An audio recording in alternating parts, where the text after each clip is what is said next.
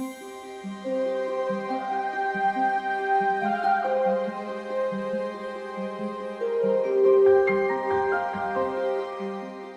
everyone, and welcome to the Sandbox. As you can see, I have some very special guests with me here today for our latest Cosmere Theorycrafting session. This is post Wind and Truth, so if you have not read the book, if you are not fully caught up with the Cosmere, be fair warned that you will have some big plot points spoiled for you, as well as some of the more interesting connections between the interlocking series that make up the Cosmere.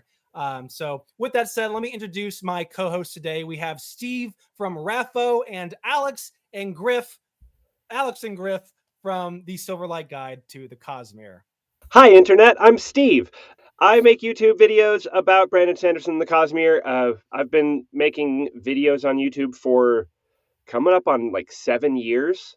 I feel like I was one of the first content creators focusing specifically on Sanderson. And yeah, I've been going ever since. I just recently had an audiobook release. I'm, as well as a YouTuber and content creator, I am also an audiobook narrator. And so check out The Oracle Sphere. That was the first audiobook I recorded, and it was my learning process was ingrained in that book, and so it took a really long time. But now it's done and it's out, and so it's very exciting. Nice. What genre is that? Fantasy as well? It's fantasy, yeah. It's more of a traditional sword and sorcery type fantasy. It follows a group of not kids, young adults, as they go to try and prevent the invasion of their kingdom, it's a good time. Nice. I'm not a huge audiobook reader, but I sent your the Casto, Long Chills and Casto, yeah. Yeah, I sent that to my friends and they loved it. So kudos to you. Yeah. Sounds great. Alex, that's Griff? Awesome.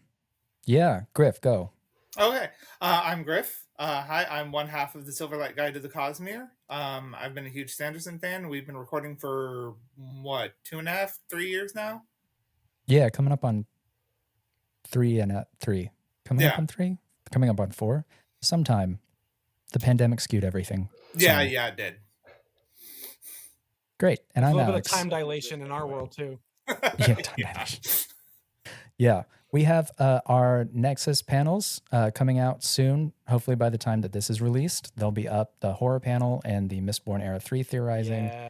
And we'll have likely released the rest of our day, what are we even calling those? Recaps for the Wind and Truth. So breakdowns. Yeah. Recaps, breakdowns, wiki whack. Break it down now. Those will be out by the time that this is out, probably. It's always good to have a scheduled breakdown. Yeah. It is. Yeah. Those are great panels too. Definitely encourage you guys to check them out. But yeah, anyways, Wind and Truth is out. We've all read it. We've had, some of us have had more time to sit on it than others. Alex, he was hallucinating in his hotel room reading this thing. I stayed up too late. I hallucinated people coming up to the booth asking for stamps. I have never seen more negativity on a Sanderson book. More than Wind and Truth. We kind of expected this to some extent. It is an ending, not the ending, but also kind of not. What are your guys' personal ratings on the book? And to bring the levity up, share your favorite moment from it as well. Well, I just barely, as of recording this, the day before I released my spoiler-free review of Wind and Truth, and it sparked significant conversation in certain Cosmere Facebook groups. I haven't checked the comments on the video since I released it, and I'm nervous. Don't do it. Just don't look. Just don't look. Yeah. But I gave it a solid 8 out of 10. It's not my favorite of the Cosmere, of the Stormlight Archive, but I think it is worthy of its place in the Stormlight Archive. We get a lot of really awesome continuation of story and expansion of things that we already knew. And in terms of favorite moments, spoilers for everything. Yep. My favorite moment comes at the very end when Adolin's shard plate recognizes him, and like leaps off of Abidi the Monarch, like "Sir!" and then gloms onto him and like troubleshoots his missing limb. Like so cool. And then starts glowing so cool. orange. Right. So freaking cool. Yeah. So freaking Sanderson cool. mentioned while writing this on Twitter or something, like just wrote the best action sequence of the Stormlight Archive, in my opinion.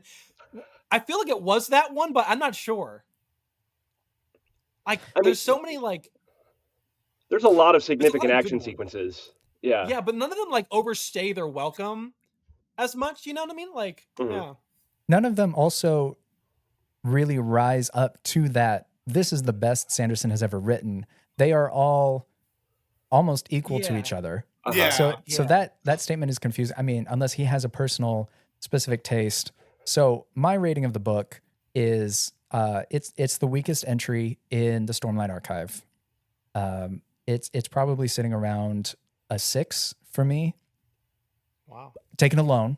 Uh-huh. When you add it to Rhythm of War and you take in the context of the entire Stormlight Archive, I'd also give it an 8 to an 8.5 because I appreciate the ending that he gave to us.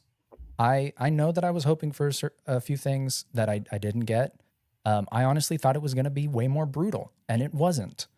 So I can see where the expectations are being let down, but as a midway point for the Stormlight Archive, for the story that he's wanting to tell, I was enraptured the whole time.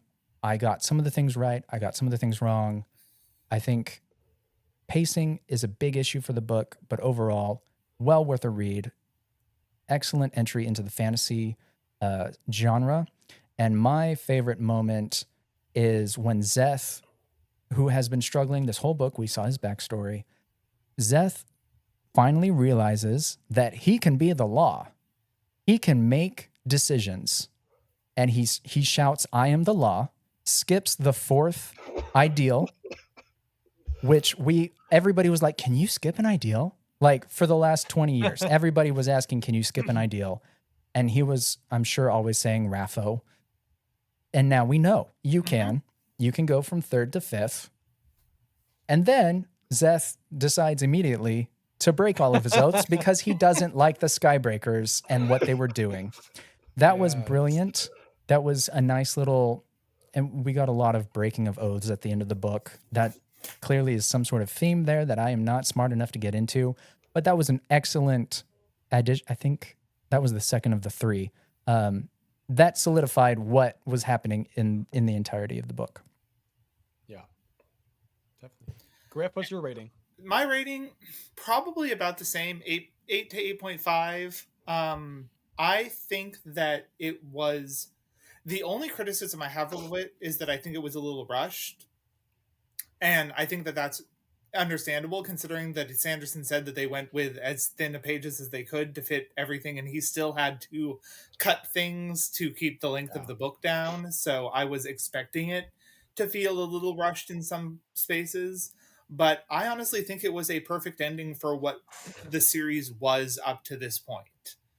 Like, I was not expecting it to be a wrap-up of everything, because obviously we still have Stormlight Era 2. We knew that that was coming, and we knew that that was going to be the actual finalization of the story. So I wasn't expecting it to wrap up everything in a nice bow. And I enjoyed what I got, and I felt it was a perfect setup for what's coming. Yeah. You know, the other day, right before you go, Trevor, the other day I was baking a pie, and the recipe called for preheat the oven to 415, bake it for 25 minutes, lower the temperature, bake it for another 25 minutes. People were expecting this to be a whole pie, and they did not realize that they are halfway through baking it. Yeah. That's what... Well put. Yes. Yeah. So apparently I'm the highest on this book because I gave it a solid 9. The only other ones I've given a 9 as well officially are the Lost Metal and the Final Empire. I just like this works for my ADHD brain for some reason. And every time I look for something, I'm like, where can I like degrade the book a little bit? Like what can I nitpick to bring it down? I'm like, oh, but then it does that. So I'm like, and so like it's like a balancing act, right? I think the weakest part of it is the writing. I think we saw those early, pre-release chapters, from his like live readings. The changes in language from those to this official end product, I thought were drastic and all made for worse style prose, whatever. I'm glad Sanderson likes his prose. I think this was his weakest so far. But every other facet of the book I thought was satisfying, and yet still also setting up the second half of not just Stormlight, but the Cosmere. Yes. So I loved it as like that next step up the ladder, next rung of the ladder, right? Like it did its job for me. But yeah, my favorite moment is my favorite story moment is Nightblood saying he's not gonna destroy his friends. Just loved it. That is not only a series long arc coming to realization, but like also multiple series long because it starts with Warbreaker, right? So that's a Cosmere long arc. My favorite moment of like reading experience, though, I've told Alex this a few times, is just listening to the audiobook, which I don't do often, but I wanted to do it for this day because it was going to be Honor's flashbacks, and I saw that. And so hearing Michael Kramer get to that chapter, I think it was like chapter 100. He's just like, chapter 100. God. The way he read it just hyped me up so much. I loved it. It was so funny, but I loved it. Oh, also, I clearly forgot to put in my favorite moment, but it would be Kaladin becoming the Herald of Second Chances.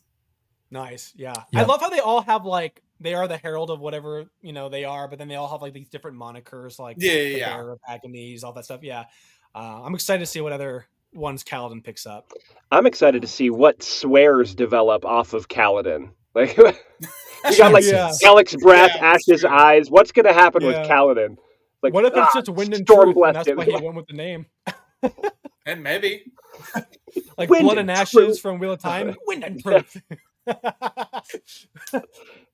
Cool. So let's start up with official theories. I think the golden boy of this book was not Kaladin. It was Adolin. Yes. And him founding the Unoathed. Just wow. Thrilling. What are your guys' thoughts on that? Where do you think this is going, especially leading into the back half? I was real worried Adolin was going to die in this.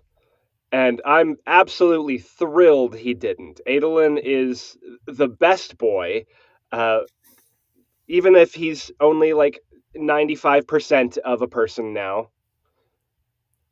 I don't know if I'm allowed to say that with the missing limb. Well, the nice thing is that when somebody loses a limb, the volume of blood that pumps through the heart, the ratio still remains the same. So his heart is still as golden as ever.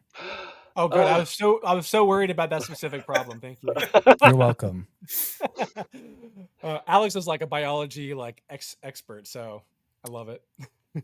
Expert's not the right term. Yeah. Armchair. I have a degree. He's an armchair.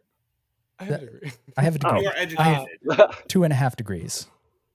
So with the Spren being able to kind of like give the perks of a not-hell bond, but not having to not-hell bond, some of them being able to wield shards themselves, which did not see that coming with Nodum. Yeah, Nodum. Does this make does this make the not-hell bond like irrelevant now? I don't think especially with Honor gone.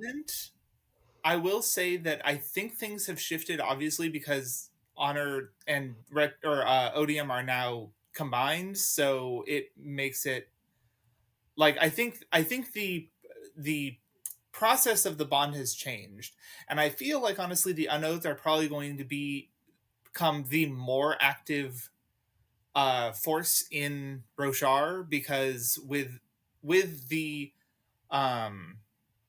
Radiance kind of restricted to Urithiru now because of the lack of Stormlight, I feel like the Unoathed are going to become the dominant force, at least for the humans, in Roshar.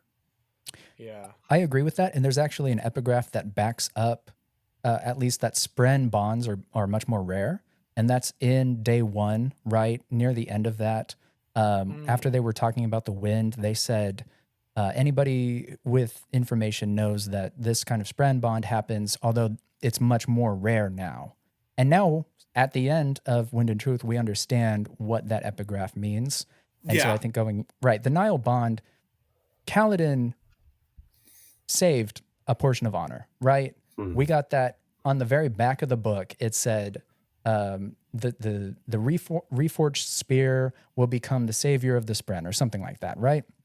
So I think the Nile bond is still going to exist in some capacity, but like Griff was saying, like the Unoathed, especially for Azamir, are going to be the main defense force. And if they can figure out how to get more Dead-Eyed Spren to be able to do that, that's obviously a major plot point that's going to come to fruition.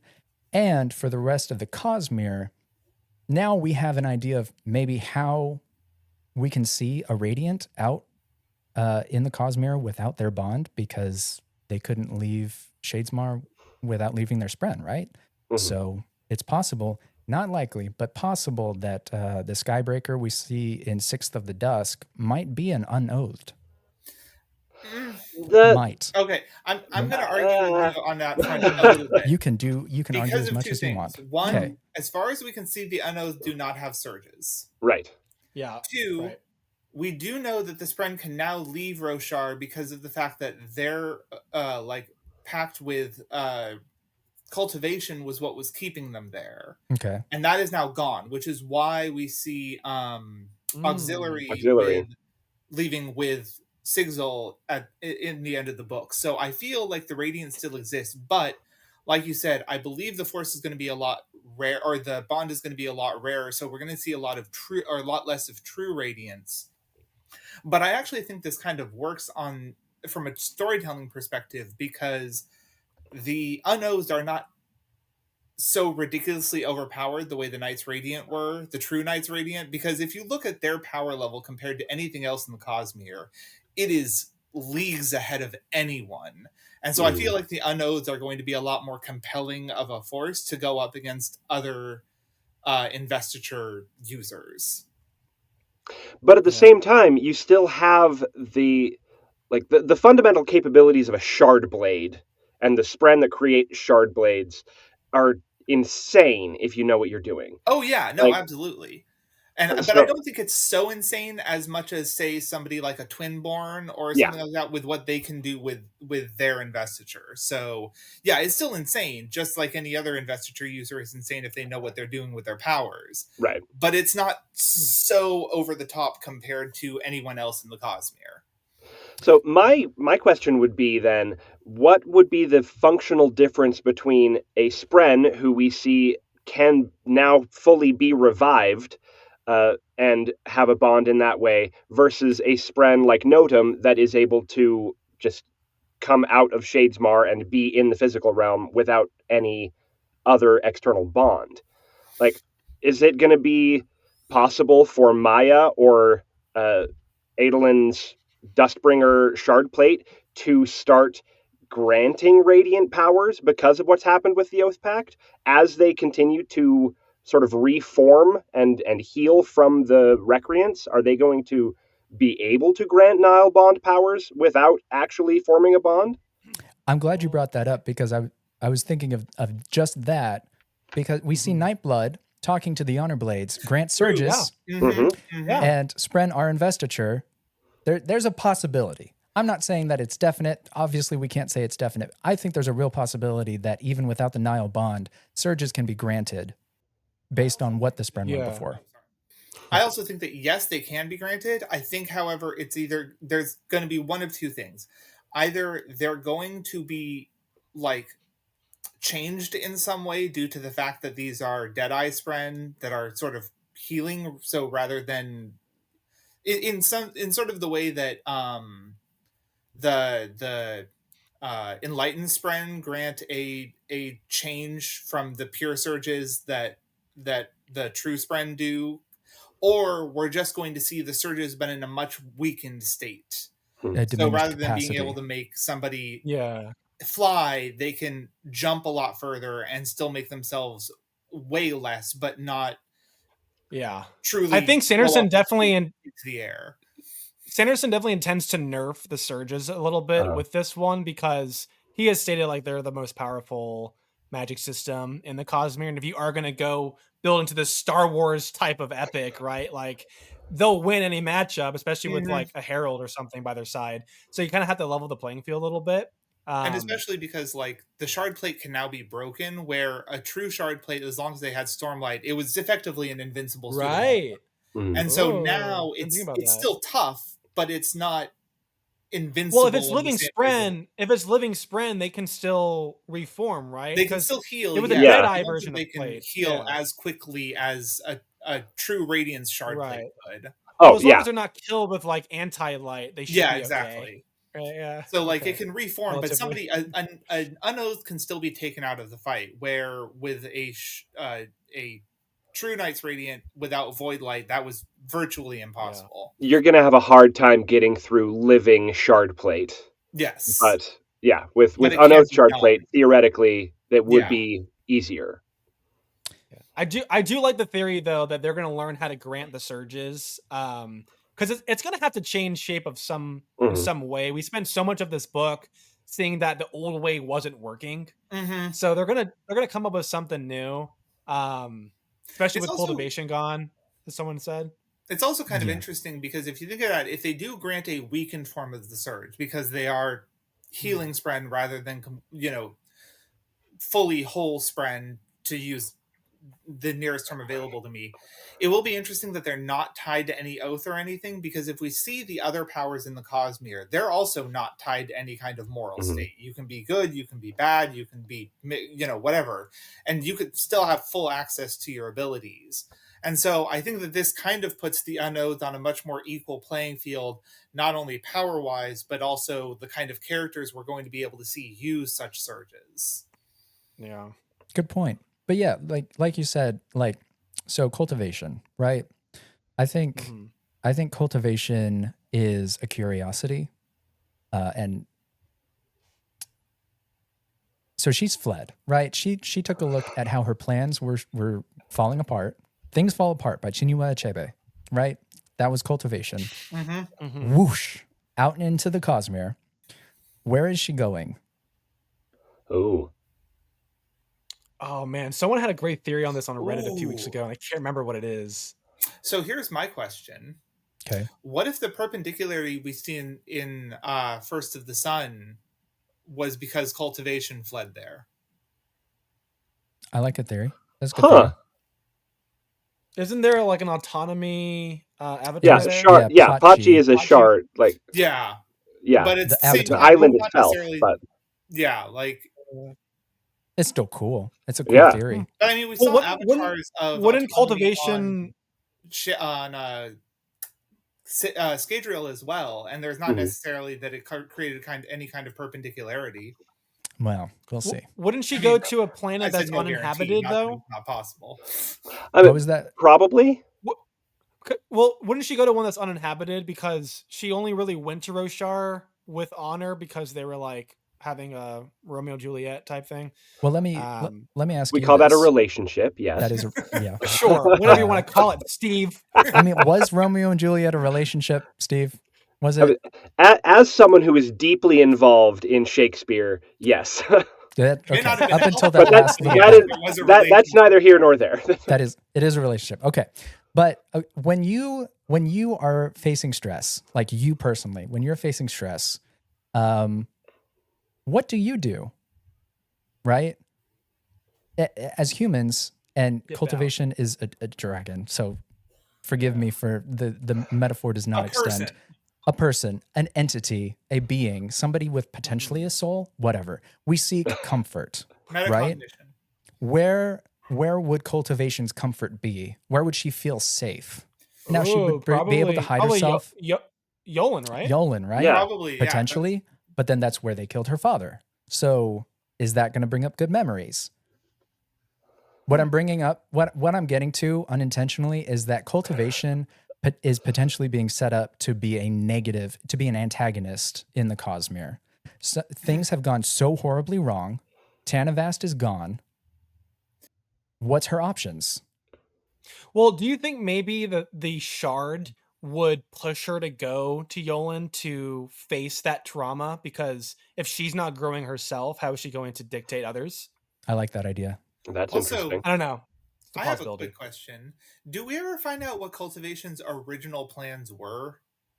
No, but I think Trevor's theory hits the nail on the head How deep are you talking about for Cultivation's plans? Well, like, because we know that she set up Taravangian to become Odium. Right. Mhm. But past that, do we know what her ultimate goals were with everything going on Roshar? We Trevor's don't. no, We but can we only know guess.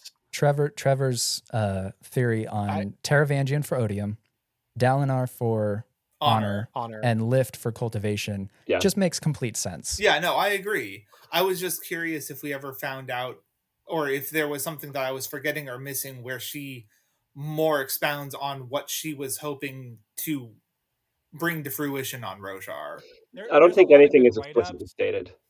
Yeah, no, there's a lot of good theories rolling around there about what villainous plots she might be pursuing in the background.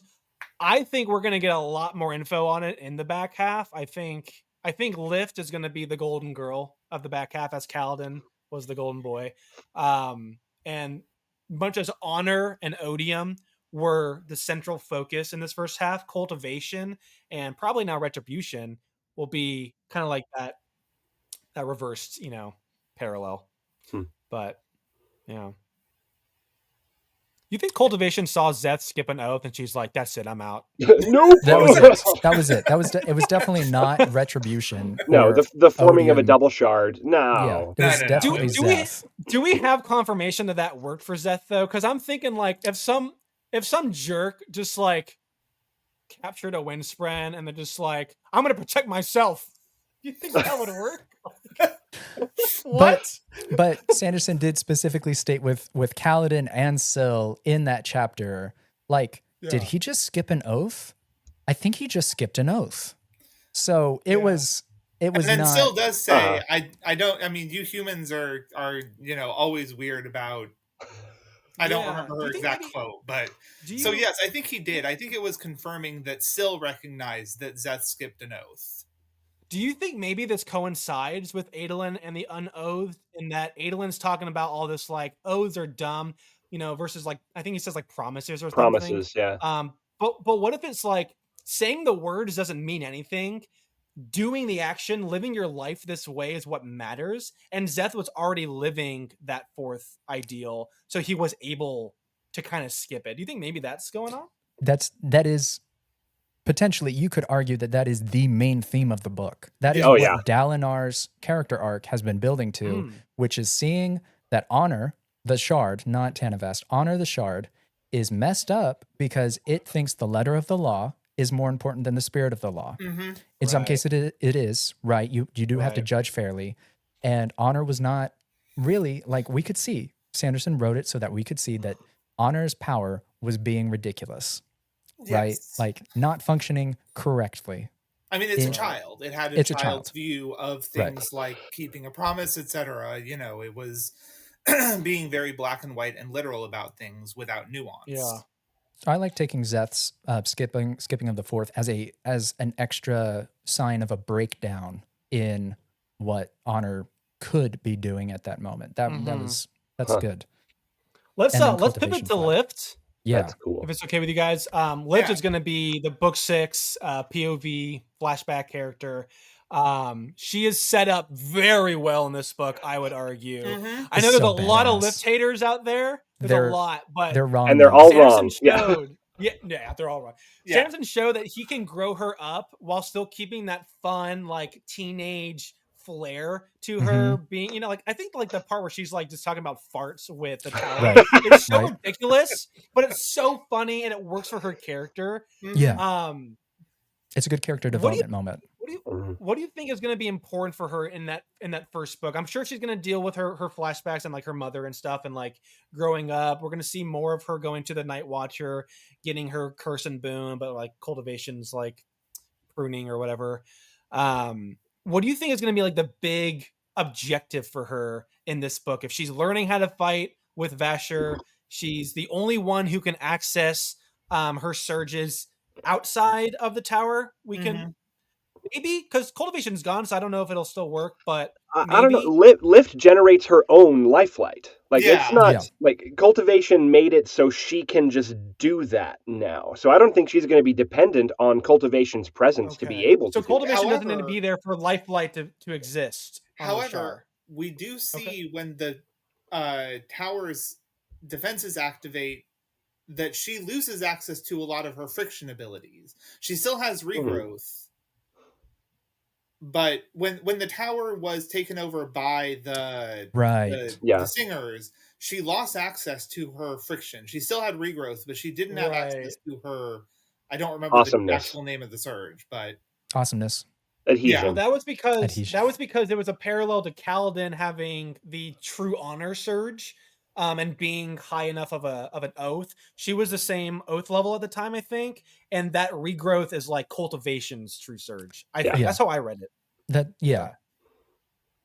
So with Voidlight not like persisting in the tower, although it does persist in Roshar, yeah, I don't know. The landscape's so new and weird. I don't know how to predict. And it's gonna be, but I agree that she is going to be the only one able to use any kind of surges away from the tower, at least in the beginning of the book. Yeah, that's Well, do you think she's going to have to go and save Adolin because they're like in Azamir, right? They're like kind of stranded there. I mean, not necessarily. I don't think they're stranded so much as they're simply surrounded. Like the Everstorm exists in its weakened form everywhere that isn't coalition owned, right? And so I don't think. Like, I don't think Retribution is going to move against them necessarily, because that would go against the agreement that Odium made, and Odium is still part of that double shard. So there's going to be, there's got to be checks in place from what existed previously. But I also think that she is probably going to start discovering more of what Lifelight grants her compared to Stormlight of the normal Radiance, because I think that there are going to be more changes there than just what we've seen in the first era of Stormlight. Plus, she might actually figure out more of what allows her to touch Spren. Yeah, touch grass, actually. But if we look at so Stormlight is a military fantasy, right? It's billed as military fantasy. So we can assume that we are going to get more military fantasy in the back half. When you have somebody that is the sole source of regrowth outside of the tower, and from what I understand, from what I remember, Retribution is playing the game of, I can't attack them, but I can make them want to attack me. Yes. Right? Yes. So we're going to see that tension build. What sticks out in my mind is Lift is the, not just VIP, she is the most valuable person on Roshar for the Coalition because of her regrowth. And I wonder if that is going to lead to a feeling trapped situation because the people who are in charge will not let her go do what she needs to do, which is, from what we understand with her oaths, remember people and help others. So I think that if I was looking at it creative writingly, it would be that tension building.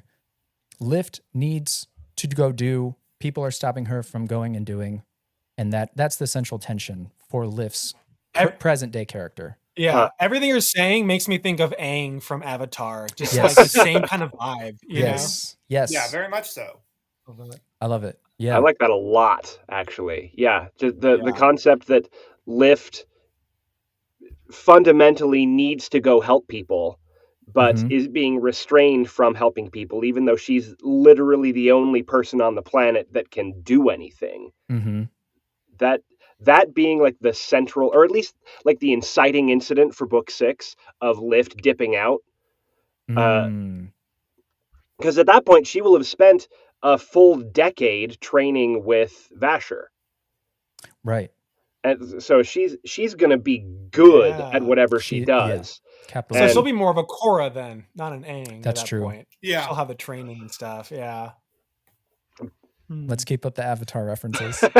Yeah, let's just keep it going. Why not? Is Wendell Appa? I feel like we'll get flashbacks that show some of that training. Like we'll see a little bit of her growth during the training in those flashbacks. But I feel like you have to kind of focus on the stuff with her mother and the Night Watcher first. Right? I think that's going to be really the focus of the flashbacks. Yeah, no, I absolutely agree. What Like we might get a montage flashback of training with Vasher, but I think most of that is going to be his just like her thinking back in the moment of training with Vasher while things are happening in the present. Mhm. Yeah. I don't think we'll necessarily be getting flashbacks specifically with Vasher. What if Sanderson switches it up and the flashbacks, instead of going from very far back to catching up to the book starts with like a little bit closer to the book and it goes further back? That could be interesting. That I mean, would yeah. be. I personally, I'm a sucker for knowing what near the ending is and then figuring out how we got there. Yeah. I'm one of those people, so I'd be all down for that. Oh. Now, I Um, think d- Lift yeah. is gonna. I personally think Lift and Moash are gonna clash a lot. Yes. I think Yes. as MVP, Lift and Moash is. What is even the deal with Moash at the end of this book? Regardless, Gavinor and Lift. Well, Gavinor is what? Oh boy, Poor Yeah. little Gavin. I have some Nope, he's not theories a boy on anymore. Gavinor. He's a man he's a man that's been fed Yeah. spirit realm food that just got for time 20 years. dilation, right? I was saying before this book that Moash is going to go through a similar like character arc as Anakin, Darth Vader from Star Wars, and now it looks like it's going to be Gav who does it because like the dude is effed up in the head now. Like poor kid. And we just lost the world's only therapist, so Only for a short amount of time. Only for 10 years. Yeah. Only So probably. Yeah. do you think that they're going to create a rivalry, Moash and Lift, or you think it'll be Gav and? I mean, Gav has got to take out Okay. Moash by the end, right? So here's my theory. One, I think that Lift and Moash are going to clash. However, I think what we're going to find is Lift infuriating and frustrating Moash so much because she's just able to slip away and not actually fight him as much as he tries to, and engage with her. And I think that's going to be a lot of the dichotomy we see between them. As for Gavinor, I mean, I feel like ultimately he's probably going to become an unoathed. Ooh, that'd be. That's where I see him going. I don't know in what capacity. I don't know ultimately story wise, but I feel like he's probably going to become an unoathed. Do you think he and Lift will create a relationship? I haven't even thought about it until this very moment, but like I like that. I'm like seeing like they're kind of the same age. they are now. There's two. Yeah. I think either it relationship depends. or mentorship. Oh, yeah, either or. Well, yeah, because he has no reason to hate Lift. They were like buddy when he was like 5 in the time before that. Yeah, that's true. That would be weird if they had a relationship, but I don't know. I feel like he might. Yeah, that would make me feel. I would feel that'd be weird. I would still like it more than Silladin. Yeah. Yeah. Oh, well, I mean, actually, I'm more on board with Silladin now that he's a herald and she seems to be the leader of the honor spren. As best as we can maybe tell. I don't know. It's up in the air on that front, but I'm actually more okay with it now that it's not like human and spren. It's more like cognitive shadow and super spren maybe. So like I'm more on board with it now than I was in the first era of Stormlight.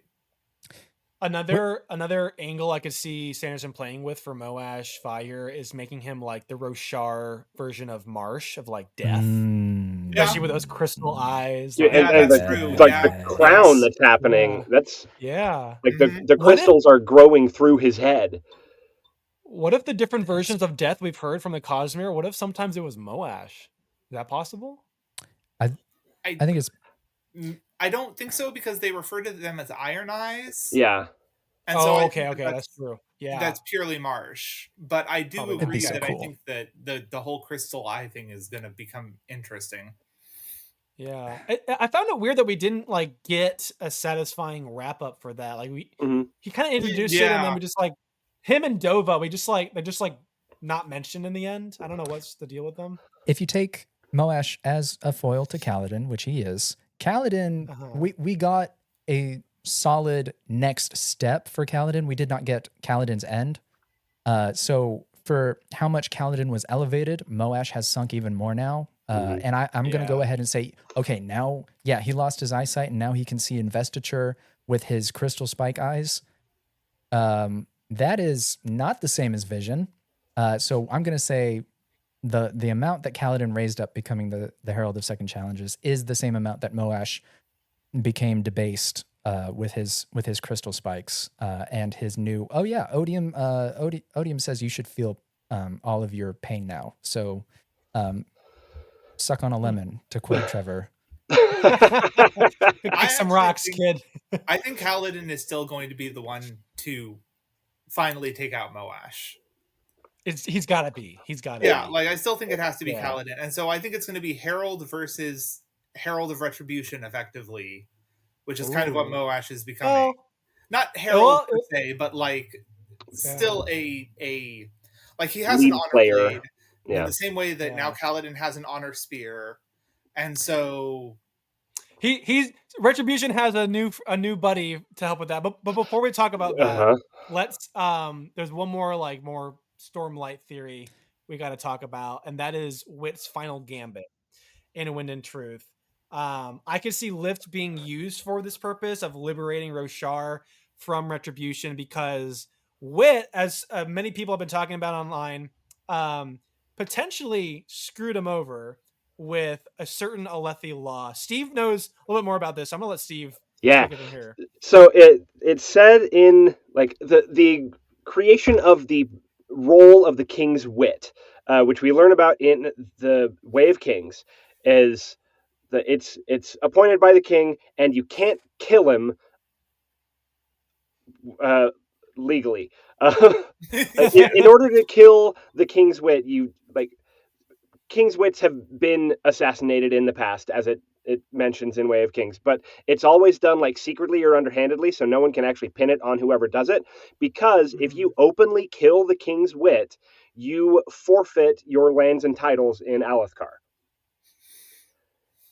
And since following the letter of the law was such a huge thing in Wind and Truth, the fact that the newly formed Retribution, upon getting both Shards, Honor, and Odium, immediately goes after the basically next most powerful being on the planet and vaporizes Wit, killing the King's Wit.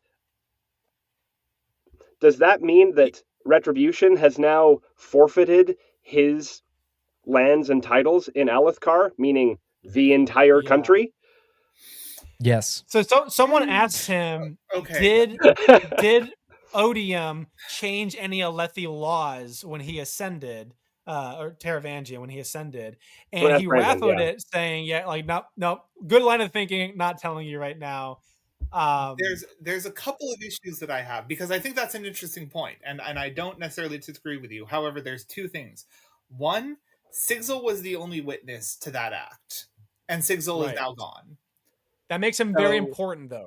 It does make him very important. But what I'm saying is that if they have to have some sort of a witness confirm that Retribution took out Wit, that only witness is currently in the cognitive realm. There's a second witness. The spread. Oh, are you talking about design? Well, his spread. There's a third witness, which may have been asleep. Which is the tower. Which was the tower asleep by that point? Unclear. I think so. On its way. Potentially a third witness. So there's two. They were having a conversation about it. They were Navani okay. What was talking about it. What was the second thing, Griff? Oh, the second thing was basically the changing of, because Retribution was in charge of Alethkar at the time, we don't know what kind of laws were being made that might have, because it was a conquered nation. Okay, here's my question. Actually, here's my question: was there?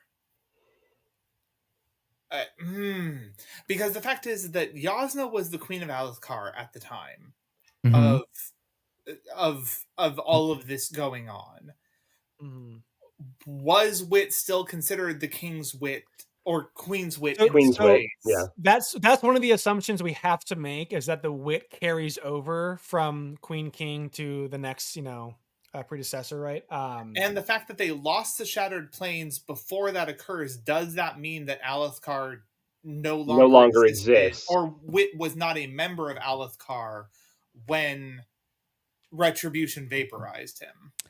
So what you're saying is that Sanderson has plenty to draw on to have us read 4 or 5 more books until we get the actual answer. Yeah. I think potentially the most important witness in all of it is Honor himself, like the Shard, because Dalinar is trying to prune him, as Cultivation, trying to make him grow. He's trying to make Honor grow. I agree. To look past just the letter of the law, although in this case we want him to look at the letter of the law. Well, and sometimes the letter of the law is still important. Like, yeah, but so a second assumption that's very important is we learned that even if you kill someone and bring them back with the use of investiture, it still counts. We see it, I think, once or with twice Ruthar. in this series. Yes. So we know that still holds for Alethi law. So whatever Hoid did, which we can talk about if we want, but whatever he did to come back, it still holds true that Retribution killed the Wit. I do think, though, in terms of witnesses, the fact that we got so much information about the Sleepless in Dawn Shard, and then have they have apparently not been like keeping tabs on Risen. Like Cord was over hanging out with Dalinar during his campaign instead of being with Risen. I think there's more that's gonna happen with the Sleepless in this second half that we haven't seen yet, and we know that Hoid was under observation by the Sleepless already, and it's entirely possible that the Sleepless could come in and be like, "Hey, Retribution, remember that thing you did that you thought no one knew about? We know about it," and that's what thousands of witnesses. On a point, hive mind of witnesses. I was curious. Do we know what Hoid did when he encountered Risen, and like the point where he did the symbol with his hands and said no? I think he just has more control over it. Like is that just a Dawn Shard power, or is this another use of? I think he has more experience with it, and it could be a mixture of investiture shenanigans. I mean, at this point, he wouldn't have Aeon Door. Nope. So, I think it's probably just him having held a Dawn Shard for a good long while. He was able to recognize what was going on, like understanding the nature of the Dawn Shards as well as he does. He probably was able to simply be like, "Oh, I know what's happening. This ain't gonna happen." Yeah, that's fair. Yeah. And actually, also, his Dawn Shard exists, so he's like, "No, we can't let this happen. I have to exist." Oh, right. Thanks for the reminder. Okay. Also, interestingly, though, this kind of actually explains his glowing eyes and the way he healed himself in Secret History. Yeah, the Secret History book, because I was always wondering about that, because it so much resembled Stormlight, and I couldn't figure out what he was doing because he didn't have a Spren at that point. But him holding the Dawn Shard of Life does explain it. I'd also like to take a moment to use your platform, Trevor, to apologize to everybody I ever argued with as to saying Hoid was not holding the Dawn Shard. What actually I was saying we can't know for sure, so I'm not actually in the wrong. But a lot of people theorized that he had the Dawn Shard, and I was like, Sanderson said no. Sanderson said he didn't. And I just want to say I was wrong. You guessed correctly, and I guessed incorrectly. That was it. Thank you for my moment. Takes a big man. Hey, yeah. I mean, I've lost some weight, but sorry. Well, let's move on to the topic of Retribution, since we're kind of near there. Retribution. He's been pushed by Dalinar to make choices now. No more planning. My question was, what is your first thing you do? But I guess technically his first thing was killing Wit. So what's the second thing that you would do? What's the second thing you would do to propel your plans of becoming the big god, ruling over everything? If you were Retribution, like, how are you going to use the Blackthorn? What does that look like to you guys? I can see it going one of two ways. Either he's going to immediately go after the weakest planets he possibly can. Yes. Or second option, he's going to realize that Harmony is the only one who can potentially stand against him right now. And so he's going to immediately attack Scadrial as quickly as possible to eliminate the only shard that could rival his power. That makes sense, especially seeing what Odium did in like Era 1, killing, like Devotion, Dominion, all those people. Mm-hmm. He saw them as real threats. So now Retribution seeing Harmony. I'm going to push back against that. I'm going to push back against that. And I'm going to twist it a little bit, because that is, on the surface level, yes, that makes sense. If Odium, who Taravangian is brilliant, man, right? We know he's both brilliant and emotional. We had all of Era 2 of Mistborn to show how Harmony is ineffective at acting. Mm-hmm. And if you're Retribution, you're going to look and be like, what are you going to do against me? You can't even do anything for your planet other than pick somebody named Waxilium, which is, what kind of name is that?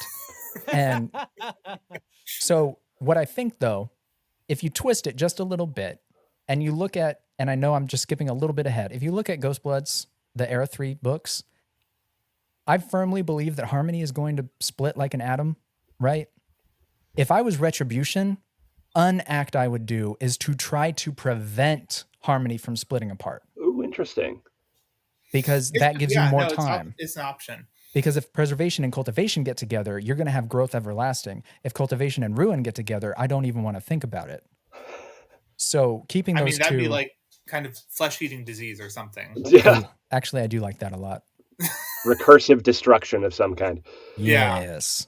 I mean, what? Decay is just an extant form of life? Potentially. So I think for my what's Retribution's second act here? I think he's going to look at what's the most powerful investiture source outside of me, which is going to give humans the ability to act against me, and I'm going to take it out. And he's going to go back in his mind and look at how Odium killed Devotion and Dominion, and he's going to go, how can I remove Aeon Door from existing?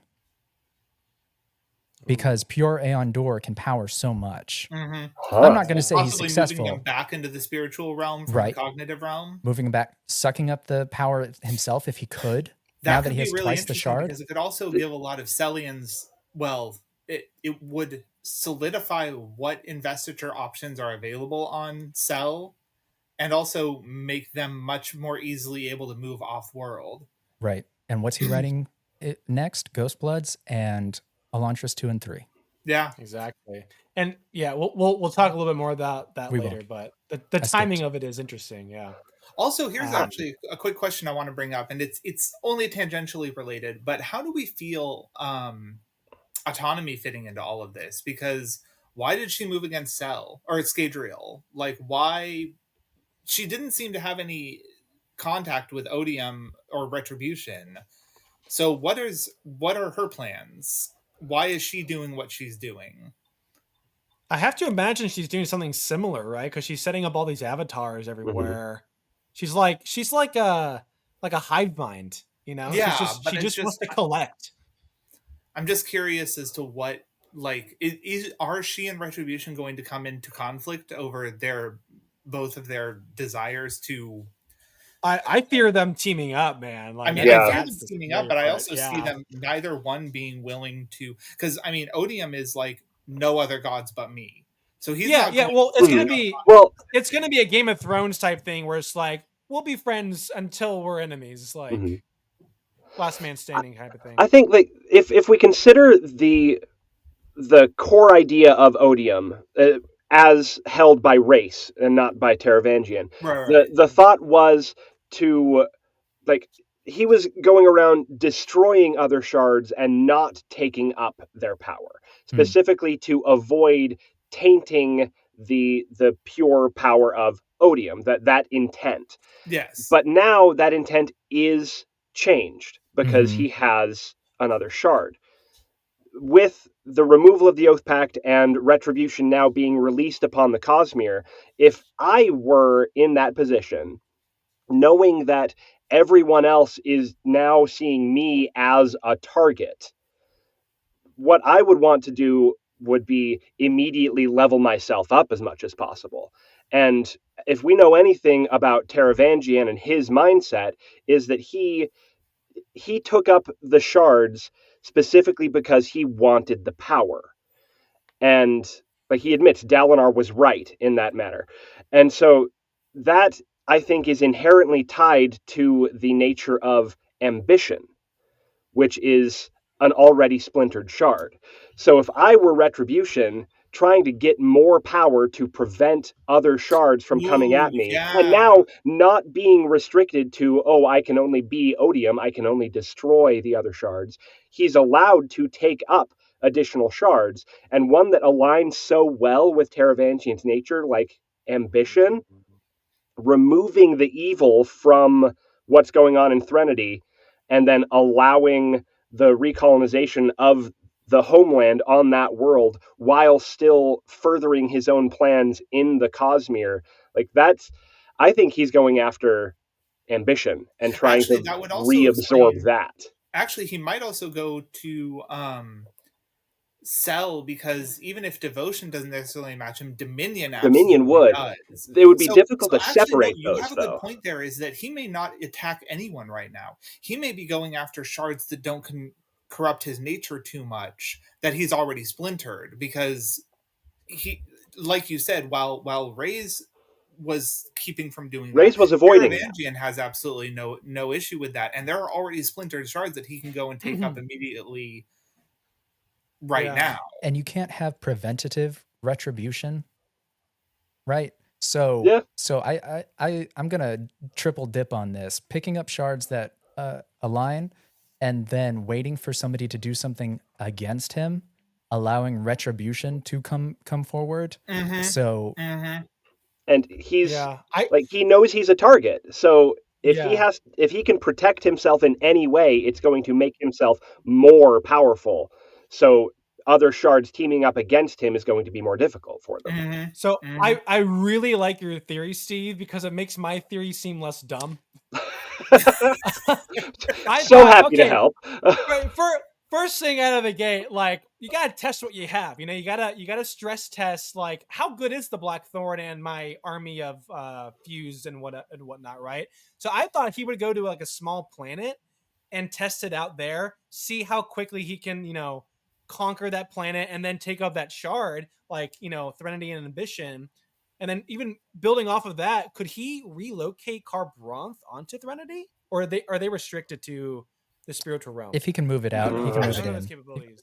Yeah. Here's a question. Yeah. Do we ever know why the splinter sect of Threnody moves to Canticle? Not yet. Not yet. Well, we knew that they went to other places before they went to Canticle, Right. Yes. Oh, they did. Right, but we don't know why they left Threnody. So I'm curious as to maybe that was one of the reasons why they... That could be. Well, no, because that's Era 1. So that's... Well...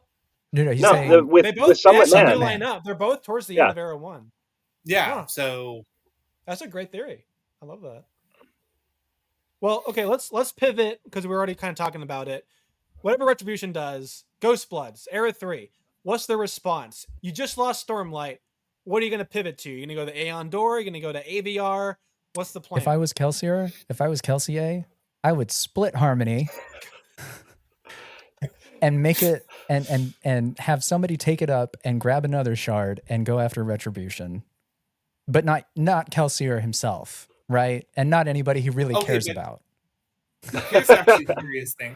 What if Kelsier decides to take up Ruin? Because we knew that he couldn't hold Preservation much, because he was not made of Preservation. Like he admitted that the power chafed against him when he took it up.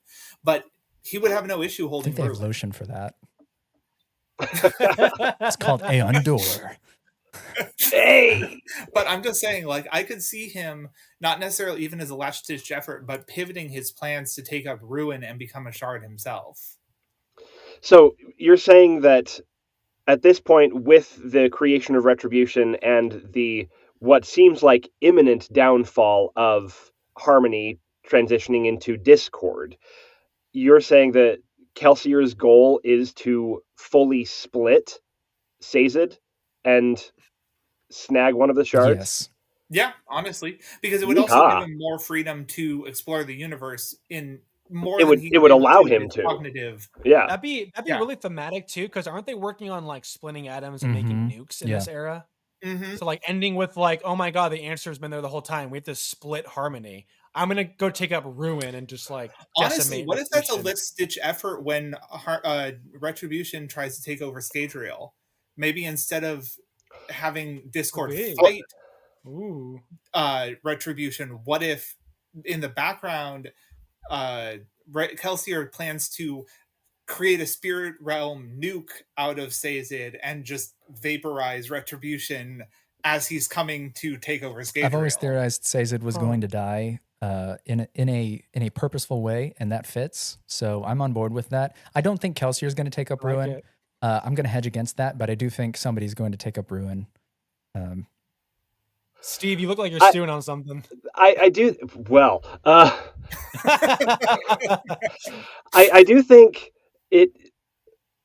If we think about everything that Kelsier says in Era Mhm. 2, where his primary goal is to protect Scadrial. Like that's everything he says in Lost Mhm. Metal is number one, he's protecting his planet. Yep.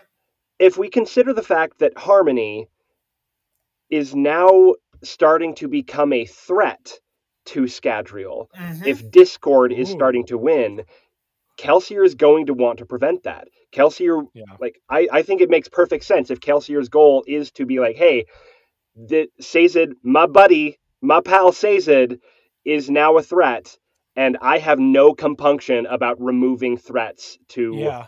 And my he cocks territory. the shotgun. I think that makes a goal lot being of the sense. splitting. Yeah. What if he let like some character we meet in Era 3 that's like buddy with him. He lets like you keep preservation, you preserve Scadrial. I'm gonna take up Ruin. There's nothing that says Ruin has to ruin only Scadrial. I'm gonna go ruin the rest of these I places. got stuff I Take out gotta the do. threats. Not to Yeah. mention the fact of I could That'd be see sick. Kelsier being in the same boat of Taravangian, where he kind of has two, like he's able to balance his cognitive ideas and his plans versus Ruin's compunction to destroy. Solid. The And so the interesting thing when we start talking about Kelsier, he's a cognitive shadow at this point, stapled into a body. But we know from what Vasher tells us about the Returned, who are also a form of cognitive shadow, right? right. They are affected by the perception of people to them. Like the Returned exist in the form that they do because of their own and the like Halandran's perception of what the return should be. Kelsier at this point has been a cognitive shadow, and not just a cognitive shadow, but the central figure in a full religion with hundreds of thousands of people considering what Kelsier would do as the survivor. Kelsier, I think, has at this point had his cognitive aspect shifted and more focused into being a survivor. So him taking up Ruin as the survivor, I think, will actually be a little bit of a grate. Like there's gonna be tension there because he's Yeah. It's like good. his cognitive aspect, yeah. because his cognitive shadow has been affected by the perception of an entire planet. Like there's gonna be something happening. Somebody there. get this to Sanderson. He's listening. Oh yeah, he's a regular viewer. I still yeah, think that though that Kelsier is going to work on becoming a shard, because his whole thing has always been more control over the situation that he finds himself in, and I think a shard is a culmination of that ambition. Yeah. Ambition? What? Oh no. So what do you during this time? What do you think Hoid is doing? And then later we can talk about Endowment, because we got some snippets from Wind and Truth. Endowment's got her own plans in motion. She doesn't want anything to do with Hoid. If you're Hoid, what do you do in Mistborn Era 3? What information are you trying to relay? What plans are you trying to help set up? Are you going to team up with Kelsier? Is it going to be in opposition there? Hoid is going to do his best to use logic and persuasion and his wonderful charisma to persuade other shards to fight Retribution. That's what's going to happen. Yeah. I'm firm. I'll die on this hill. And this kind of goes back a little bit, but I agree that it's going to be interesting to see how the Cosmere response, because we know that Roshar is affected by the time dilation, thus the fused are, but we don't necessarily know whether or not Retribution is affected by that dilation himself, because he can see it happening.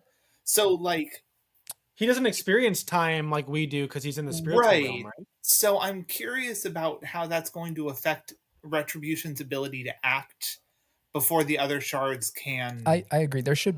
I think there should be a lot of time for the shards to potentially get together before Retribution can do something. But Steve, you look like you have something real important to. Yes. I'm trying to remember what it specifically says in the book. But it does mention like a significant amount of time goes by on Roshar before Retribution. What Kelsier said that it was months on Roshar and years in the rest of the Cosmere. Yes, but with Taravangian, it like once he double shards up and like immediately takes care of Hoid, his focus is elsewhere, and there's like a significant amount of time happens on Roshar before he's able to turn back and focus on Roshar. Like it says that in Wind and Truth. And so I think there is a certain amount of effect on Retribution of the time dilation. Like that's the planet where he is invested. Right. And so that's the time dilation, I think, is going to have at least some sort of effect on Retribution's activities throughout the Cosmere. So maybe that lag gives them a little bit of catch-up time to formulate some plan. I'm gonna bolster Steve's theory there and what was said in the book, because Sanderson draws on science, like proven science, over and over for his what he builds. And so when if you'll join me in your mind's eye with gravitational wells, right? When something is a massive celestial body creates a more pull towards it. That's what's in Sanderson's mind for this, right? Roshar has a giant well gravity, and it's just investiture. And Retribution being right there, Retribution doesn't have a way to escape, I think, because it just logically it makes sense. He would be affected by it too. So that I mean, Marasi actually joined the Ghostbloods, went to Roshar, and made a giant. That explains bubble. everything. She's just got a freak ton of cadmium. Some Aeon Brilliant. That's. But especially like I love that the. What was that? What if Marasi takes up preservation?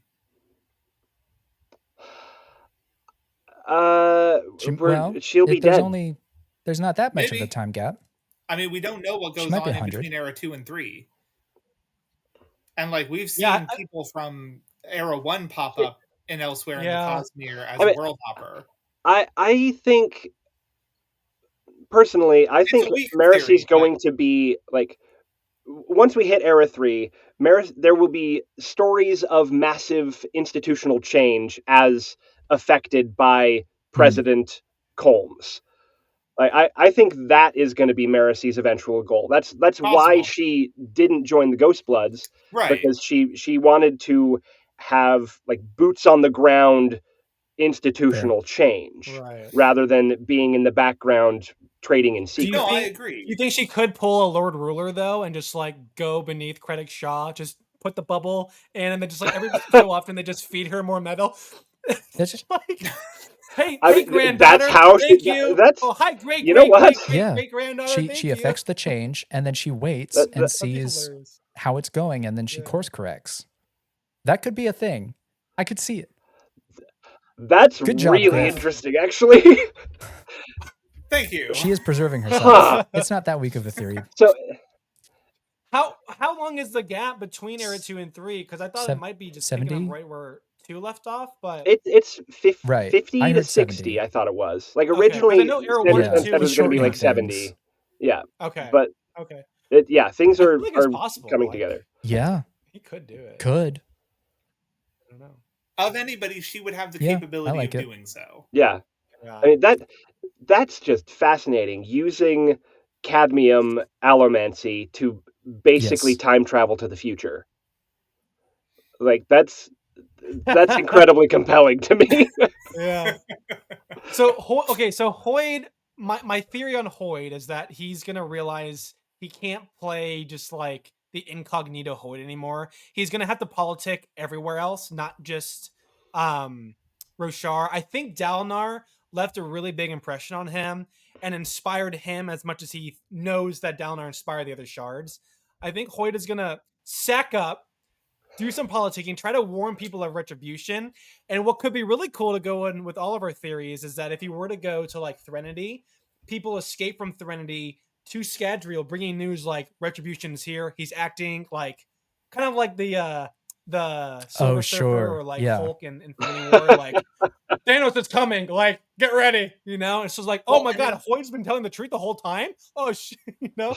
And the interesting thing on that though is that I could actually see Autonomy being active in that as an antagonist because she hates Hoid. Like we know for a fact that she hates Hoid, and so her trying to just out of spite, like stop Hoid and whatever Hoid's trying to do. Right, as I a kind of like live and let live. Thing. Like don't try to band the shards together to stop Retribution. This is natural in the way that we say like humanity's not natural when it is. Anyways, that's an interesting point. Autonomy coming up again. I like it. How about Endowment? What is she up to? I don't know. She wants to make iPads out of breath. Is she trying to collect her own? Yeah. Do you think she's doing like her own coalition of sorts? I'm going to try to find the dog. Okay. Yeah. Oh, never mind. Okay, that's the plan. So do you think Endowment's maybe creating her own coalition of sorts to counteract Retribution? I don't think it's a coincidence that the Iriali were moved to the next stage of their travel just as everything came to a culmination on Roshar. Yeah. We'll get to the Iriali after this, but right, but I'm just saying, like, this is part of Endowment, and I think that as I said, I do not think that they have something to do with Endowment. Is that no? Okay. I think possible. Could be. Sure. Or I do like the coalition. Or people she's working with. Like, yeah, I mean, maybe Valor. Maybe Valor. Maybe Valor, maybe Virtuosity. I mean, there's Mercy is also hiding, right? There's a few shards that Mercy are terrifies me. and I could see the less vocal of the shards having a secret coalition, not necessarily versus Okay.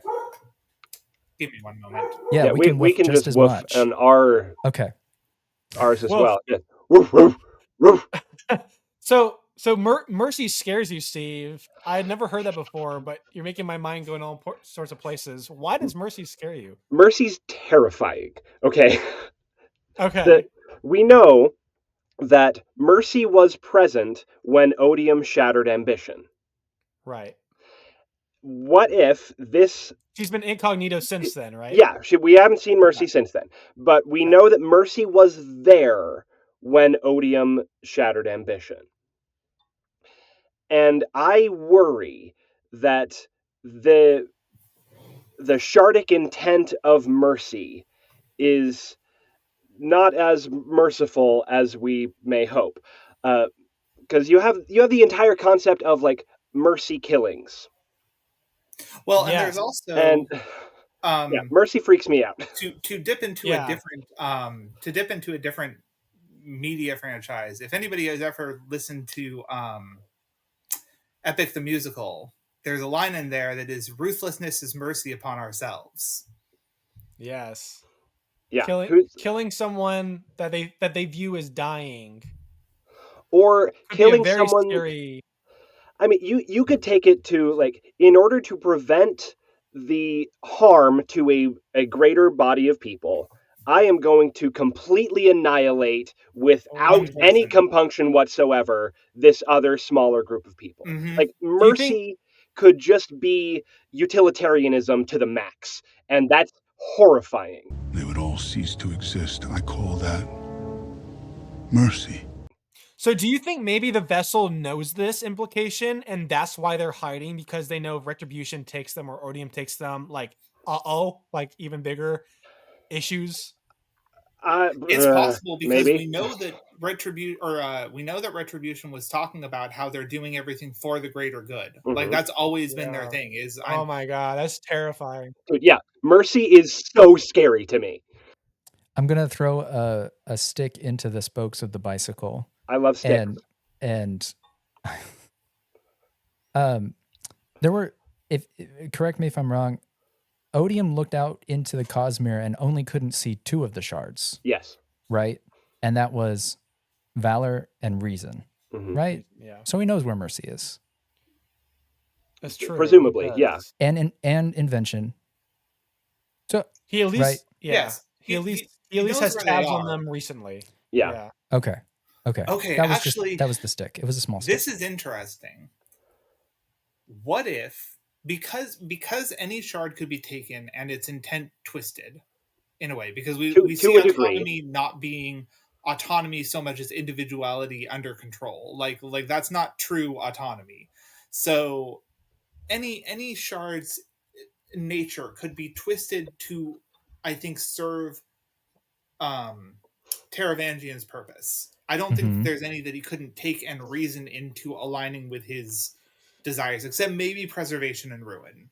I think the Maybe. only thing he needs to skirt But- around is that new shard changing them Well, enough to where they right. detract from the original plan. Right. But it would be interesting if an ultimate goal would be Taravangian collecting every shard in his draw for power, and then Hoid using that as a way to bring back Adonalsium. I don't know. The old switcheroo. Basically, Do you think Kelsier or Hoid will also look for the Dawn shards at some point to fight him? I mean, we've gotten two at this point. Like, we know of two. Yeah, we know of I'm two. sure they're gonna start popping up. And we're and halfway I'm through not the gonna- Cosmere. and the way that the Yeah. Sleepless and everything talk, they know where the other shards are. Dawn Like shards, yeah. the shards, their locations are known, and their duty to the holders is apparently also known to those who hold the Dawn shards. Their locations are known. I mean, they didn't know in Hoid maybe a had it. vague sense, but Yeah. I'm just saying, Yeah. like, Yeah.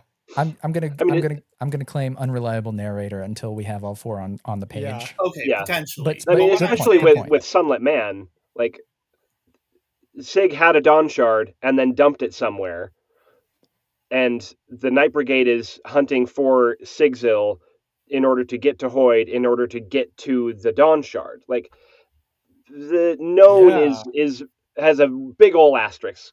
I on mean, it. yes, I'm not saying, there are huge quotations around known, but what I am saying is that at least somebody has that information. I'm not saying they are known to the That's wider true. Cosmere, but Okay, people sure. have the information of the location of the Dawn Shards. So yes, I completely think that it is an option that Hoid might take up, of collecting the Dawn Shards as a method of resisting whatever Taravangian ends up with all of his shards that he collects, because obviously it's not going to be Retribution at that point. It's going to be something else entirely. However, Hoid was present for the Shattering, Mhm. and therefore knows firsthand the power of the Dawn Shards. Would he want to get all of the Dawn Shards together again in order to, like, I think Hoid would avoid getting Dawn Shards together because he kept he one. doesn't want that cataclysm anymore. I mean, maybe, Yeah, but he might also see it as a better option than Taravangian becoming the ruler of the Cosmere. If we go, He may see it as a necessary evil. if the theory holds that Hoid is trying to put Adolnasium back together because the Cosmere is about rebirth and that kind of thing, then Hoid knowing and keeping the Dawn Shards separate from each other, just to have them come back in the final act. So on screen we've seen them. We don't need an explanation in Mistborn Era 5. Oh, this person is holding the Dawn Shard randomly. No, we've seen it. Right. And then using them just in that last moment, Steve, because he doesn't want them to come together right now. Yeah. But I mean, obviously the force that created so much. I subscribe to the idea that he's going to reform Adolnasium probably by I as suspect himself. that's his intent. Mhm. I don't necessarily think it's going to happen, but that's something we could talk about later because I have a theory on that. Well, it'll probably be the final chapter of the final book, so Sanderson won't care if he disappoints people. Oh, I know. He's 75 at that point. Yeah. He's Get off my Yeah. lawn. So I think- let's end today with the one of the biggest theories I've seen people talking about and want to talk about since we're on the topic of shards, and that's the Iriali and where they might have originated from. Mhm. I've seen theories that they are the golden, hue from Virtuosity's planet, Komashi. There's a very big lack of yellow in that planet. There's other theories for reason or valor. So, what do you guys think is going on with the Iriali? I have a theory. That is not that. Thank you. So I have a theory, and that theory is that the Iriali have something to do with reason, and the reason Eurydius is not viewable to Taravangian in Wind and Truth is that it has split itself into all of the Iriali to experience every facet of life that it possibly can, so that it can make the best judgments that it possibly could. But I think the Komashi virtuosity theory is better. I like my little pet theory because and the reason I came up with that was because we finally know the 16th name of the shard, the 16th shard, and it's in this book where the Iriali leave. So in the same way that I think Valor is somehow the fourth moon of Roshar, I think the Iriali have something to do with reason just because they were in the same book together. And also something about knowledge being golden. I don't know. That's not, it doesn't hold up. The golden, treat others as you would want to be treated. Boom, reasonable. Yeah. I just love the thematic reason behind it for Virtuosity, and that she sent a splinter of herself across the Cosmere to view art on the other worlds, learn a little bit more about the shards, maybe, and perhaps the Iriali have through the generations just forgotten what her original intent for their mission. Right. Well, I mean, yeah, we see that in cultures all the time. Stories are passed down, and they change in the tellings and in the rhetorical intent of the people telling them, whether it's an accidental change or an intentional change because somebody's trying to use it for a purpose. We see that all the time. So with all of their travels, I am not at all surprised that the story they're telling about why they travel would be changed from what the original intent was. Yeah. And so for the logistics of how this could work, I think we talked about it in one of our day recaps, Alex Griff. Could it be that Virtuosity had a preset of perpendicularities? So what we saw with them leaving Roshar was predetermined by Virtuosity, which breeds a whole slew of other questions, how did she know something was going to happen then? But we'll just say that she can. I'm going to combine the two, and I'm going to say reason is helping her out, and he provides the perpendicularity because he thought it would be reasonable. I'm going to keep dipping. I mean, also you can see that perpendicularities can be caused without the use of a shard, because the entire point of transportation surge is making a mini perpendicularity to move from the physical realm to the cognitive realm. So the fact is that we wouldn't necessarily have to have so much, as long as enough investiture can be provided to a being that can potentially create a Avery. Come here. Avery wants her time in the spotlight. As long as enough investiture can be provided to a being that can enact that kind of a portal, then I don't necessarily think that Virtuosity would have to have its physical, its direct hand involved. Sure. That's a good theory. Good job, because Trevor. we've seen an Unmade also create an Elscape. Oathgate type thing on the Shattered Plains.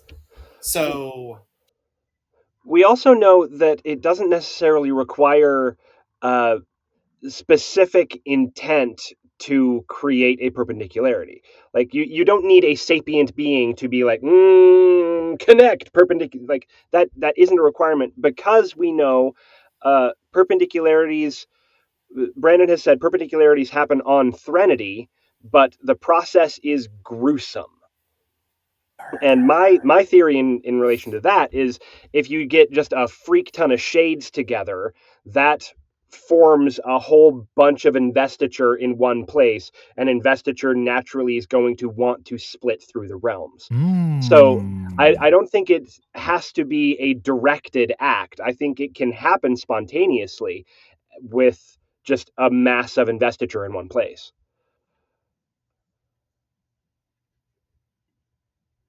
I think it's murder. I think your idea is I think your idea is really, really solid. The more investiture, because that leads to that gravity well that we were describing earlier. With Exactly. Why is my hand numb? Sorry. Right, the gravity well with the investiture that we were talking about earlier. I think that's really cool. I can't wait. That would be gruesome to have a bunch of shades together, but also murder.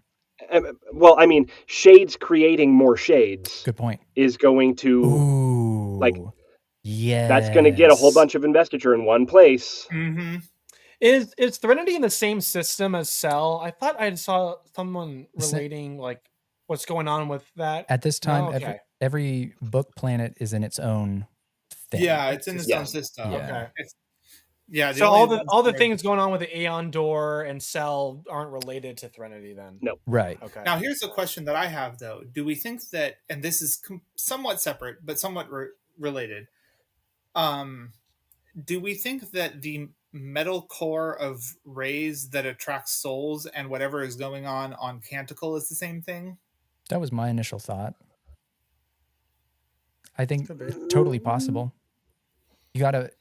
So we look at the Earth's iron core. So cores of planets can be metal. Why couldn't there be metal in the core of both Braze and Canticle that draw in investiture, or potentially sort of like how you can turn a metal that's not magnetic into a magnetic metal by touching a magnet to it. A shard could have just tweaked that metal in whatever way to make that a possibility. Is there a metal that pulls? I mean, iron. I mean, racium. I mean, the god metals can hold investiture. Iron. Racium pulls investiture. Racium pulls investiture. Iron. Yeah, we've seen that. Iron pulling for elementically. Yeah. So I would even argue. And even it's iron. I mean, if we see the whole intent of the spiritual iron, using metal to hold investiture to transfer from one person to another. Yeah. So I think that potentially any metal could be caused to hold a certain type of investiture. Sure. Yeah. I mean, we're getting into in that. Go ahead, Steve. Oh, we're getting into the concept of planet-wide investiture manipulation, which I think can segue us very nicely, unless we want to finish up, into discussion of the grand apparatus, which I don't know what that is, but it certainly sounds big. It sounds man-made to me. It sounds like it's not like a planet naturally occurring, but something maybe the Ghostbloods built. Sounds shard made. See, I always thought it was like Ada Nalsium set up something in preparation for their shattering that is going to somehow, like on a system-wide scale, do an investiture type of crazy. Actually, that would be interesting because Adonalsium probably more than any other shard would have perfected and been able to look into the future in a way that no shard currently can. Yeah. And so the fact is that it might have set up something or been compelled to set up something. I mean, we don't know what Adonalsium was, but with that perfect view of the future, would it be unable to stop itself from enacting that future out? I'm going to take a different spin on this. Although it does kind of rely on that. I think the grand apparatus is potentially something that invention and reason set up to have a fully system, a closed system of every type of investiture ever existing in one spot to study it. Because if I was holding the shard of invention or I was holding the shard of reason, I want to understand both of them, one through building, the other through logic, to understand. Yeah. Because if Adolnasium is a demiurge, in a specific galaxy that was split apart, then you could argue that there are mysteries beyond Adolnacium, right? The Aethers existed before Adolnacium, Mhm. that if a shard had an intent to do so, would probably be completely content studying those mysteries for the rest of the natural universe's life.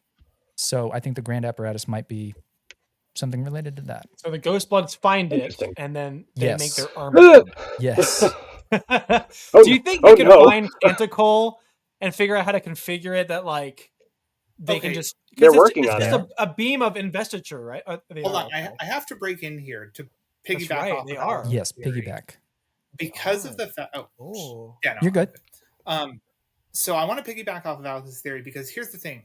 I have seen through my own thing that Sanderson is basing a lot of the Cosmere off of Judeo-Christian mythology? no, not I mean, yeah, Gnosticism. Gnosticism, right. Right. Which that was Judeo-Christian mythology married with oh shit, what's the philosopher's name? Not Aristotle, the Plato. Oh yeah, the Platonic ideals. Middle and Neoplatonic Platonic theory. And so the fact is that the demiurge making use, if Adonalcium is a demiurge, him making use of investiture might point to the fact that investiture is the energy of the true God of the universe, which just emanates, does not act, because a true being would be perfection without change. I don't know how much Sanderson is holding to this theory, so take everything I say with a grain of salt. But the fact is that we might have it coming back to the fact of Adonalcium is not reborn. What Hoid is actually doing is trying to get pure investiture back in charge and eliminating the demiurge. But that's why he's collecting all the different investiture abilities, because he knows that understanding investiture and the way it works is the actual way to achieve that. I like that.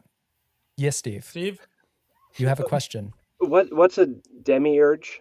A demiurge. Okay, so in okay, we're going to do a Sorry. crash course on Gnosticism here. You got 2 minutes. Gnosticism, depending on what Gnosticism you hold to, because there's a bunch of different versions, but the kind of through line is that the god of the Old Testament is what was called a demiurge. It was a false god that created the physical planet to trap the divinity of humans in a corrupt flesh body. And so what we are actually supposed to be is spiritual beings that are perfect in some form. As I said, it depends on what you hold, what Gnosticism view you hold to, or you're studying. So the idea is that the demiurge was a child of God that was corrupt and saw itself as real God and was jealous of true God. And so the physical world is a corrupt version of what life is supposed to be. Huh. Put it even more succinctly for the purposes of what Sanderson has said. He has compared Adolnacium to a demiurge, a lesser god. Yeah, Okay. a lesser god, a corrupt god, and there's so many routes he can. There's so many routes he can take it. I don't see him ending on like a very religious note. I don't think that's. I'm not saying necessarily a religious note, but I could see the holding of physical bad, spiritual good could be an interesting route that he takes the ultimate fate of the Cosmere. Yeah. Cool. Let's pivot from this controversial topic to another I controversial. I think that was very tactful. I think that was tactfully done. Our last question for the day. I want just a yes or no from you guys. We can expand on it afterwards, but is Shallan pregnant? Yes. We see her cradling the stomach. Yes. Yes. There's the two. We're all in agreement.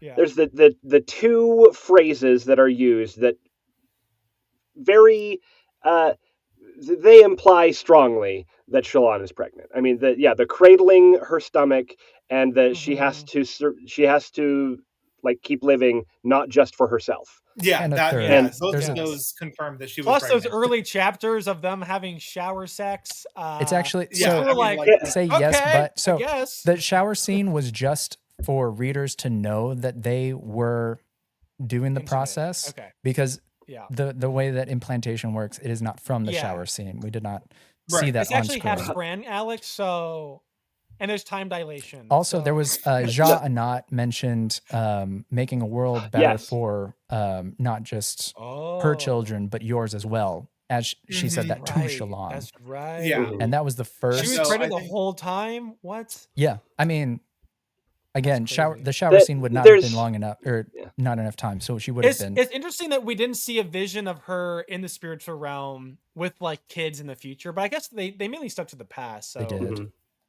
I actually think it'd be interesting if Shallan's child ends up being, if not a major player, at least a player in Era 2 of Stormlight Archives. They'd be 10. 10. Yeah, which Lift At was the pretty max. young when she started. Yeah. Gavinor was She was 5. like and then 13, spiritual 12. realm shenanigans. Spiritual realm shenanigans. Yeah, I don't think there's a lot of, like- she's in- I don't think there's a place for like a 10-year-old in like an epic military fantasy. Like, I mean, Lift was you know, how like- old was Lift when Lift was like 13. yeah, so still yeah, not I much. just Sanderson Yeah. loves poop But she- jokes no. and fart jokes, and a 10-year-old gives him the opportunity to make foot jokes, fart and poop jokes. Yeah, I mean, Well, honestly, now I hope he's Shallan's not kid- listening, Alex. Why are you giving him these ideas? Well, Shallan's kid could be the new Lift insofar as Oh, God. the humorous, almost immature comic relief of Era 2, But- because Lift is going to be quite a bit older. but then when you look at historical accounts of children growing up through war, that's usually not as. I know Sanderson's not doing that because we Jovial. have Lift, but I could see Sanderson also showing it as a, hey, look, this kid has gone through Yeah, kind of Cold War, and definitely an option. and look, there's psychological Plus, I mean, issues. some I mean, people we use kind of got humor that as with a defense, Gavinor. Yeah, we did. So We definitely did. Well, I think that about does it for today. I want to thank you guys for joining me and having awesome discussion. Don't forget to check out Steve's audiobook. What's the name again? The Oracle Sphere by Travis Oracle Pond. Sphere. I put it on my wish Yes. Let me list. check that one out. Yeah. He also has a spoiler review for Win in Truth. Should be out by the time you're seeing this video. If not, it's on its way. And Alex and Griff are going to be putting out their Nexus videos pretty soon. Those are going to be on YouTube or Spotify. Everything. All of it. Everything. yeah, all of it. It's going to be on the internet. Yeah. Well, there's a lot more to talk about for the Cosmere. Hopefully we can do another round of this in the near future. But as for now, that's it from us. We will see you all next time.